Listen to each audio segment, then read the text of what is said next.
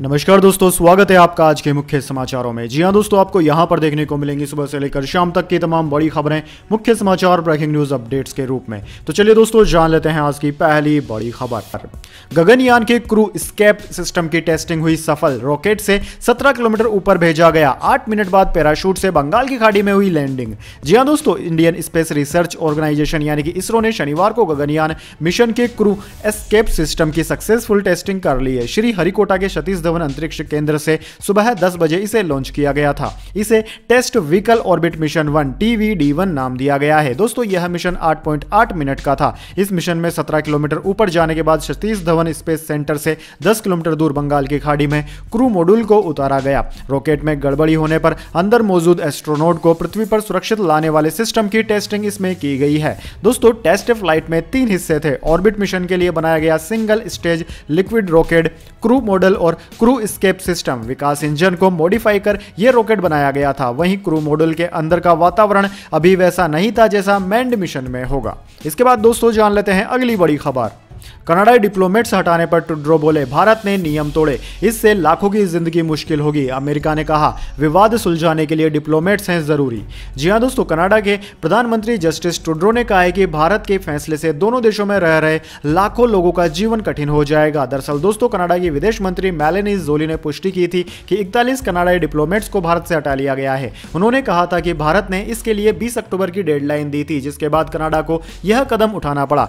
शुक्रवार को एक प्रेस कॉन्फ्रेंस के दौरान प्रधानमंत्री ट्रूडो ने कहा था कि भारत कूटनीति के मूल सिद्धांत का उल्लंघन करके लाखों लोगों का जीवन मुश्किल में डाल रहा है। मैं उन कनाडाई लोगों के लिए सबसे ज्यादा चिंतित हूं जिनकी जड़ें भारतीय उपमहाद्वीप से जुड़ी है। ट्रूडो ने कहा कि भारत से कुछ कनाडाई डिप्लोमेट्स को निकाले जाने से ट्रेवल और ट्रेड जैसे मामलों में दिक्कतें आएंगी। ट्रूडो ने कहा कि इससे कनाडा में पढ़ रहे भारतीयों को भी परेशानी उठानी पड़ेगी। इसके अलावा दोस्तों, अमेरिका के विदेश मंत्रालय के प्रवक्ता मैथ्यू मिलर ने भी कहा कि हम भारत से कनाडाई डिप्लोमेट्स के जाने से चिंतित हैं। दो देशों के बीच मसले सुलझाने के लिए डिप्लोमेट्स का होना बेहद जरूरी है।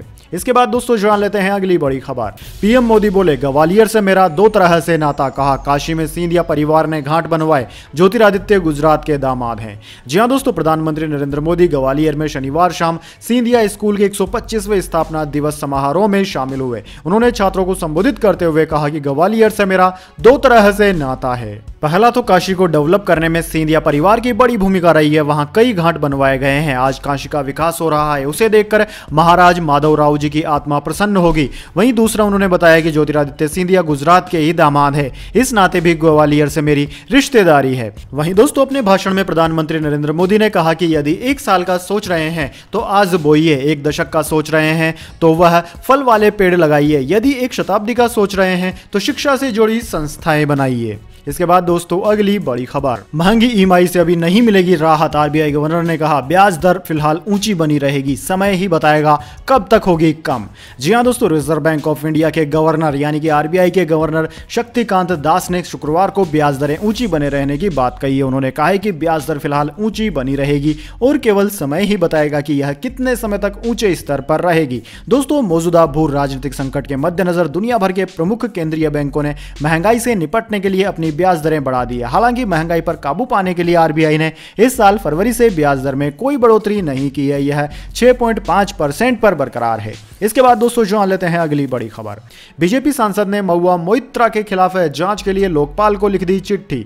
जी हां दोस्तों, महुआ मोइत्रा से जुड़ा केश फॉर क्वेश विवाद बढ़ता ही जा रहा है। अब बीजेपी के सांसद निशिकांत दुबे ने लोकपाल को पत्र लिखकर तृणमूल कांग्रेस सांसद महुआ मोइत्रा के कार्यों की जांच कराने की मांग की है। बीजेपी सांसद निशिकांत दुबे ने एक्स पर लिखा कि सीबीआई सुनते सुनते थक गया हूं। आज लोकपाल को शिकायत दर्ज करा दी है। सांसद मंत्री का भ्रष्टाचार लोकपाल ही देखते हैं, सीबीआई ही उसका माध्यम है। दोस्तों, आपकी जानकारी के लिए बता दें, बीजेपी सांसद निशिकांत दुबे ने इससे पहले महुआ मोइत्रा पर पैसों के लिए देश की सुरक्षा को गिरवी रखने का आरोप लगाया था। इसके बाद दोस्तों, जान लेते हैं अगली बड़ी खबर। राजस्थान कांग्रेस के 33, भाजपा के 83 प्रत्याशियों की लिस्ट हुई जारी। गहलोत को सरदारपुरा, पायलट को टोंक से टिकट, वसुंधरा झालरा पाटन से लड़ेगी चुनाव। जी हां दोस्तों, एमपी के बाद बाद राजस्थान में भी भाजपा और कांग्रेस ने अपने उम्मीदवारों की लिस्ट घोषित कर दी है। दरअसल दोस्तों भाजपा ने शनिवार 21 अक्टूबर को राजस्थान के 83 प्रत्याशियों की दूसरी लिस्ट जारी की। इसके कुछ देर बाद कांग्रेस ने 33 प्रत्याशियों की पहली सूची जारी की। वसुंधरा राजे झालरापाटन से ही चुनाव लड़ेगी। वहीं नेता प्रतिपक्ष राजेंद्र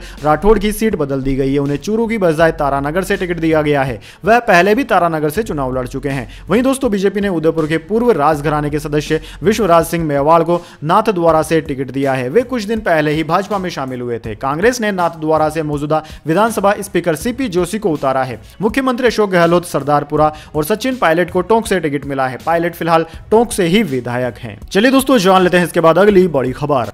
अखिलेश के निर्देश के बाद सपा नेता ने डिलीट कर दिया ट्वीट, राहुल पर दिया था विवादित बयान।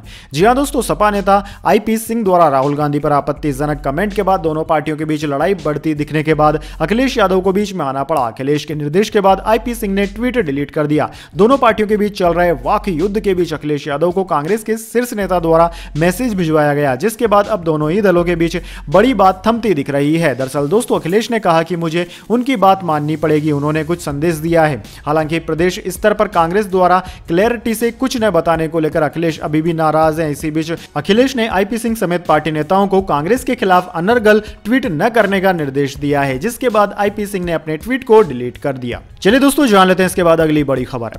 दिल्ली एनसीआर में बढ़ते प्रदूषण को देखते हुए आज से GRAP2 हुआ लागू। जान लीजिए किन किन चीजों पर लगेगा प्रतिबंध।